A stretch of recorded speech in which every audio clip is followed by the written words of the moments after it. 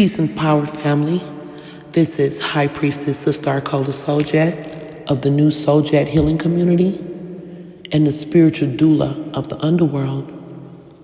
Tonight, brothers and sisters, I want to share an intuitive sermon with you guys. Part story, part revelation. I want you guys to listen because there's a message in here. And this is based on a real moment in my life that shifted my path forever. I was a young woman, about 23 or 24. My son was still a little boy. And at that time, my circle was small. I always have been pretty small, just a few close friends, family, my cousins, who I also considered friends. I believed all my loved ones had my best interest at heart.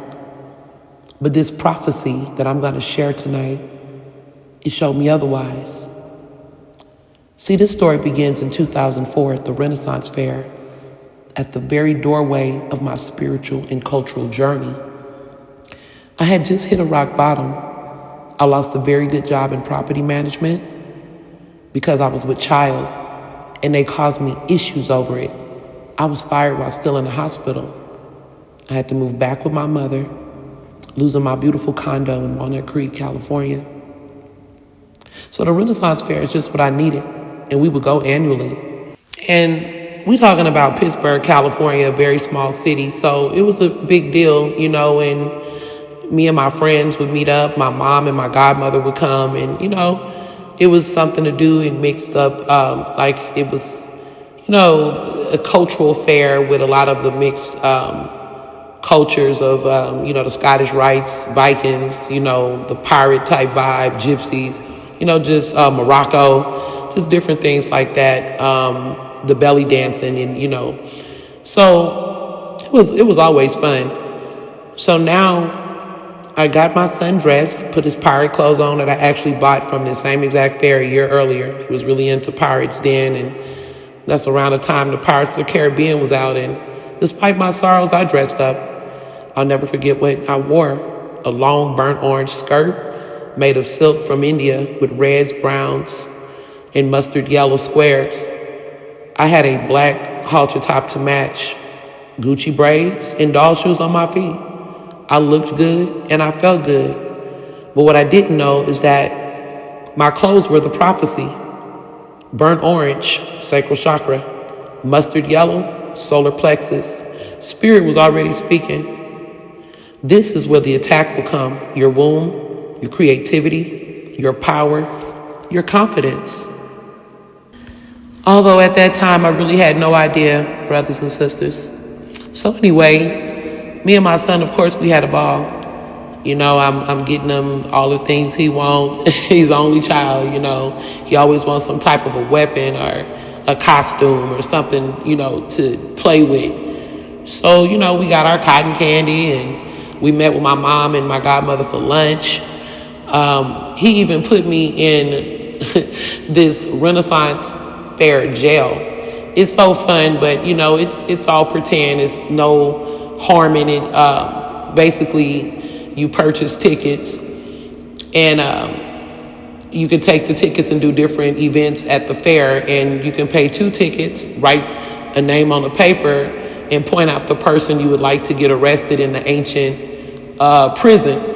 And they do like a mock court, is real short, and you get sentenced to either jail or death or just whatever it is. It's pretty fun. You stay in 5-10 minutes and then they let you out. So we always did that, and it reminded me of the carnivals back at home with my dad. They had similar things, and I would always get him put in jail and he would do it to me. It was pretty fun, but anyway, so I ran into my friends. They had already, they came out, I knew they were coming, and so we were all excited. And by then, I already did so much with my son. My mother and my godmother took him with them to just enjoy more festivities before they left and went back home. So, of course, I got with my friends, and we talked and laughed, and we always come representing our own culture, culturally dressed, and but also, too, we're always curious and want to enjoy other cultures. And understand things and get information. We are metaphysical beings. As a matter of fact, like I said, I was in the beginning of my journey, culturally and spiritually. I was at the doorway of that. I was already a part of an organization that I had co-founded with my sister friend at the time. And it was called MOTU, the Mothers of the Universe. And of course, it was esoteric. It was spiritual. We dealt with culture. I was a teacher in that organization. Marion was also a teacher, but I was the main teacher. And she knew a lot, but I like to talk. And we also learned. I learned a lot from my sisters, and it was a sisterhood more than anything. We did rituals. Marion would make costumes, and it was a great event. A great time. We did a lot of things. We would go to rituals, go do beach things, and it was just, festivals, festivities in Oakland, African dance class. So it was that era, just to let you guys know the place that I was in at that time. We were taking classes, so forth, so on, just on our spiritual journey. So while we were there, my other good friend, our other good friend, Sandra, we decided to, look at fabric, check out some of the clothes, buy things, sandals, just basically doing what we do. And of course they had, we heard drums. We heard the Moroccan drums playing. And so we went over there and checked out the ladies that had the Moroccan drums going on in the belly dance. And they were doing like belly dance tutorials and stuff. So of course we got with them. Learned a little bit of how they do it. And of course, we always put our twist, because not to brag, but me and my friends are all pretty good dancers. I always have friends that are good dancers, and we love to dance together. But anyway, you guys, this story is about to take another turn. So I noticed that they had a psychic booth out there when I was walking with my son. But I didn't get a chance to check it out at the time because I wanted to, spend time with him, and it would have been a little difficult to get a reading while he was with me. So finally, after my friends and I went our own ways, because they had some other things to do, they came and hung out a couple hours. It was pretty much towards the end of the day, around maybe 5 o'clock. And I wanted to hang out just a little bit more because I was anxious to go and get this reading. Something just kept calling me to this booth. And there finally, I'm by myself, and I approach the booth. I see readings, $20. Then I saw her. A small woman, Romanian, gypsy, curly brown hair, kind of reminded me of Shelley Long from Cheers. She wore a white dress with flowers. Her hair was wrapped, arms stacked with bracelets and rings. She sat in a tent, shuffling a deck of old ancient cards that belonged to her grandfather. This deck of cards was over 100 years old. Her name was Rita, Psychic Rita. But I like to call her Rita, like a Rita, my Ebonics. Rita to Rita. And after this day, I never seen her again. She looked at me and asked, "Are you interested in a reading?" Of course, I said yes.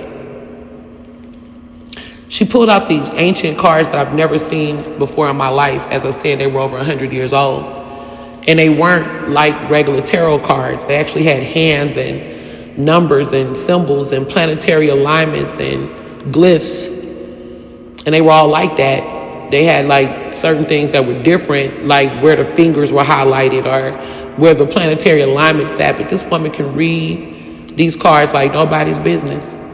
And she began to tell me things about myself. And then she got quiet. And she looked at me and said, "Whoa, who are these people around you?" And it kind of took me aback. She said, "Wow, none of them are for you, baby. Who are these people around you? And I mumbled, I said, my family, my friends. She shook her head. Baby, none of these people are for you. They're very dark, very bad people, very bad for you.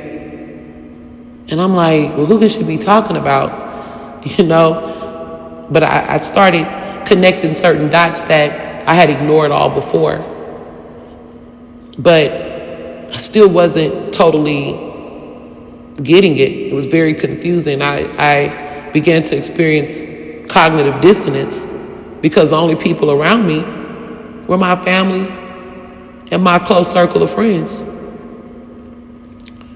She said, baby, they are not for you. They don't like you. And then she sealed it like a spell, repeating it over and over again, heavier each time. None of them, none of them, none of them, none of them. And I'm like, wow, 4 times. Final binding. Wow. It definitely didn't make me feel good. She leaned in and asked me, do you even believe in God? Do you believe in Jesus?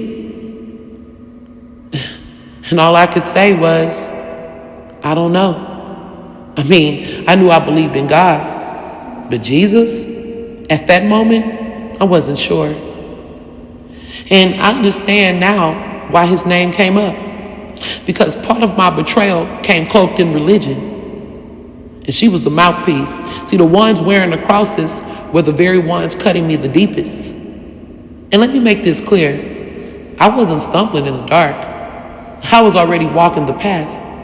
I had already co-founded a spiritual circle with my sister. I was already studying esoteric texts. I had just went through an awakening from reading the deceptions and myths of the Bible while I was still a Christian. I came out of that and I began teaching. I was already teaching and stepping into the priesthood by this time. And that's why the betrayal hit so sharp. She continued to speak. There's admiration mixed with envy, love mixed with treachery. She told me many things, but I could hear nothing. Everything was blurred. I forced myself to finally say, will I ever get out of this mess? Will I ever have money, love? And she said, oh yes, baby. Oh yes. You will find love. And this will be a peculiar kind of man. I don't even know what he is. Is he black? Is he from this country? She go, well, he's black, but I don't know what he is. And I said, well, what about my money? She said, oh yeah, you're going to do very well, baby. You're going to do very well. But it's going to take a long time, baby. A long time. Huh. And she ain't never lied. She ain't never lied. I was so sad when I left that Renaissance fair. It was almost over and them Vikings was getting crazy, drunk and doing the most. So I hurry up and got up out of there and just took what she told me with me. I was like, I got to see her again. I need more information. That night, I couldn't shake her words. They echoed like a curse stamped on my spirit. And then I dreamed. I had a dream. And in a dream, I was surrounded by all the women I knew that was supposed to be friends.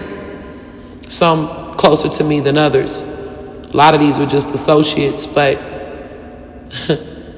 with the exception of one of my friends, one of the ladies of my organization was in my dream. I was surrounded by these women in a hair salon, and all of a sudden, my stomach is twisted with a sharp pain. The pain was so sharp, it dropped me to the floor. I was on my back, clutching my belly, while they all stood over me, watching.